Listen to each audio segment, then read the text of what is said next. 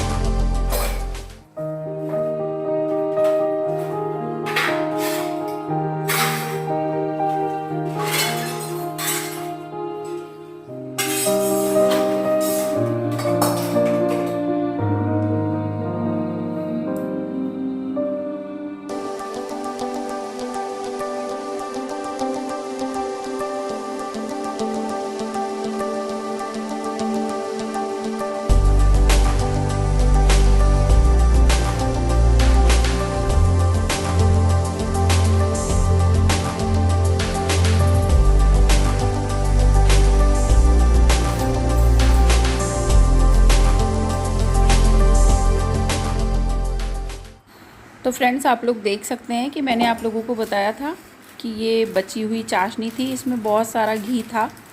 तो मैं इसमें, क्योंकि इसका कोई मेजरमेंट नहीं है, इसलिए मैंने इसमें ये अंदाजे से ही मैदा डाली है और मैं इसे अच्छे से मैदा डाल के मिक्स करूँगी। तो जैसे जैसे मैं इसे मिलाती जा रही थी तो मुझे ये लग रहा था कि अभी ये लूज़ है, इसमें थोड़ी और मैदा ऐड होगी। तो बस मैं इसे अच्छे से मिक्स कर रही हूँ और मैंने इसमें कुछ भी नहीं डाला था, क्योंकि इसमें चीनी थी, पानी था जो चाशनी थी उसका, और घी तो बहुत सारा था। आप मानेंगे नहीं कि जब ये डिश या आप मतलब ये शक्करपारे थे और इसका क्या बनाती मैं, तो ये जब देखिए आप कितना लूज़ है ये, तो आपकी देखिए ये जितनी भी मैदा थी, अब इसका कोई अंदाज़ नहीं है, कोई मेजरमेंट, कोई नाप तोल नहीं था, बस मैं डाल दिया मैंने इसमें। और ये इसको डालने के बाद भी ये लूज़ ही लग रही थी, क्योंकि ये अच्छे से मिक्स किया। फिर इसमें मैंने थोड़ा आटा भी ऐड किया, क्योंकि मैदा मेरे पास ख़त्म हो चुकी थी।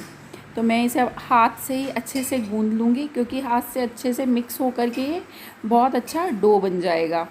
तो मैं इसमें पहले मैदा अच्छे से मिक्स की है, उसके बाद अब मैं इसमें आटा डालूँगी। तो सब कुछ अंदाजे से है। और इसमें घी इतना सारा था कि ये बिल्कुल जैसे बिस्किट जैसे शक्करपारे बन के तैयार हुए थे, इतने क्रिस्पी। ना मीठा कम था ना ज़्यादा था, कुछ भी ऐसा नहीं था जो 19-20 हुआ। तो बस मैंने इसमें आप लोग देखिए थोड़ा आटा भी ऐड किया है, और ज़रा सा मैं इसमें थोड़ा पानी डाल रही हूँ, 2-4 बूंद, क्योंकि ये अच्छे से मिक्स हो जाए। क्योंकि आप ये देखिए कि वो सिर्फ चाशनी में गूंदते हैं तो अजीब सा वो लगता है बार बार हाथ पे, और अगर हम इसमें थोड़ा सा सिंपल पानी यूज़ कर लेते हैं। तो बस मैंने इतना सा पानी डाला है, ऐसे मुझे एकदम ऐसा गीला गीला या ऐसा लूज़ सा डो नहीं बनाना है, क्योंकि फिर वो बहुत सारा हो जाएगा। फिर अगर मैं पानी डालती जाऊँगी तो आटा डालना पड़ेगा, तो वो सब बेकार हो जाता। तो बस मैंने इसमें अच्छे से आटा ये डाल के, और एकदम ज़्यादा सख्त भी नहीं था, एकदम रोटी बनाने जैसा मैंने ये आटा गूंद के, और मैं इसे 10-15 मिनट के लिए रख दिया, ताकि ये चाशनी, घी, आटा, मैदा जो सब इसमें डला है वो अच्छे से मिक्स हो जाएगा। और मैंने इसको थोड़ी देर के लिए रखा, फिर मैंने ऑयल गरम करने के लिए चढ़ाया है। और इसके मेरे बहुत ज़्यादा नहीं बने थे। जब मैंने इसे अच्छे से मिक्स किया और निकाला तो सिर्फ 3 लोइयाँ बनी थी, क्योंकि इसे ज़्यादा पतला पतला भी मैंने नहीं बेला है, ऐसे मोटा मोटा ही बेला है, ताकि ये बिल्कुल बिस्किट जैसा ही टेस्ट दिया है इन्होंने, और बिस्किट जैसी ही फॉर्म में ये नज़र आए। तो ये चीज़ मेरे बच्चों को भी बहुत पसंद आई, और उन्होंने बहुत ही चाव से इसे खाया। तो आप लोग देख सकते हैं कि चारों तरफ, क्योंकि ये 5-6 दिन से रखा हुआ था फ्रिज में, मैं रोज़ सोचती थी कि इसे यूज़ कर लूँ। पहले सोचा फेंक दूँ, पर अगर केवल चाशनी होती या शक्कर पानी होता तो मैं फेंक देती, लेकिन उसमें इतना सारा घी था, क्योंकि जब ये फ्रिज में रखा रहता था तो इसके ऊपर एक बहुत मोटी सी परत घी की बन जाती है। क्योंकि जब भी हम लोग गुलाब जामुन बनाते हैं तो सीधा कढ़ाई से निकालते हैं और चाशनी में डाल देते हैं, तो उसके साथ साथ वो इतना सारा घी भी चाशनी के अंदर चला ही जाता है, और मैं उसे नहीं फेंकना चाहती थी। अब चाहे आप इसे कुछ भी कह लीजिए, लेकिन बस ये मेरी नेचर है कि मैं कोई भी ऐसी चीज़ जो काम आ सकती है, मैं उसे पूरी कोशिश करती हूँ कि काम ले ही लूँ। हाँ, लेकिन अगर मुझे ऐसा लगे कि नहीं अब इसका कोई यूज़ नहीं हो सकता और ये किसी भी तरीके से काम नहीं आएगी, बस मैं उसके बाद ही उसे थ्रो करती हूँ। तो मैंने यहाँ पर ऑयल गर्म होने के लिए चढ़ा दिया है। तो मैंने इस तेल को बहुत ज़्यादा फ्लेम पे गर्म नहीं किया है, और वो जितना भी आटा मैदा मैंने गूँधा था उसकी सिर्फ ये 3 लोइयाँ बनकर तैयार हुई। आप लोग देख सकते हैं कि ये किस तरीके से इस पे चिपक रहा है। तो मैं यहाँ थोड़ा सा ऑयल डालूँगी, और उसके बाद मैंने ये बेली है, और मैंने इन्हें मोटा मोटा ही बेला है। तो बस मैं इन्हें बेलूँगी, और उसके बाद मैं इसे लो मीडियम फ्लेम पर फ्राई कर लूँगी। तो मैंने इसे ज़्यादा, और ये आटा बिल्कुल परफेक्ट फॉर्म में था, ना ये लूज़ था ना टाइट था, जैसा मुझे चाहिए था, बस ये वैसा ही गूंद के रेडी हुआ था। तो अब मैं इसे काटूंगी और ऑयल में एकदम लो मीडियम फ्लेम पर ही मैं इन्हें फ्राई करूंगी, क्योंकि ये मोटे बनेंगे। अब अगर मैं इन्हें जैसे एकदम हाई फ्लेम पे फ्राई करती हूँ तो ये ऊपर से तो अच्छे फ्राई हो जाएंगे, लेकिन ये अंदर से कच्चे कच्चे रह जाएंगे। और अगर ये मीडियम फ्लेम पे फ्राई होंगे तो इनके अंदर भी उतने ही क्रिस्पी बने रहेंगे। तो बस आप लोग देख सकते हैं कि मेरे एक गोले से इतने बने। आधे मैंने कढ़ाई में डाल दिए हैं, आधे प्लेट में हैं, और मैं बाकी को भी बना लूँगी। और आप देखिए कि ये तलने के बाद इतने अच्छे दिख रहे थे, और बिल्कुल बिस्किट जैसा टेस्ट था, एकदम जैसे कोई खस्ता से बिस्किट बनाए हों। और बस ये डिश बहुत अच्छी बनी। प्लीज़ आप कभी ट्राई ज़रूर।